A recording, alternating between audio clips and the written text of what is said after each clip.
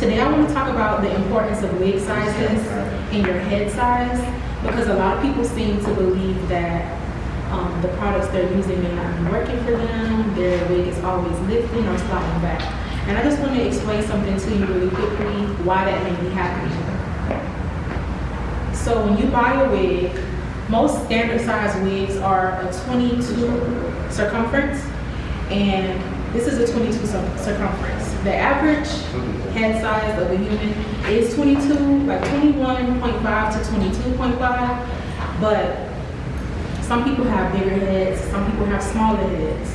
So I just want to show you guys some examples. Like if your wig fits perfectly, it's just of course going to slide on, it goes down all the way from ear to ear, and you don't have to apply any pressure or force it there. But if the wig is too small, you're going to have to apply a lot of pressure, pulling it down. Maybe sometimes when you're gluing one side, the other side lifts up, some of it slides back, or the whole thing slides back. So I just wanted to explain to you guys the importance of the sizing of your wigs, because every wig is not a one size fits all.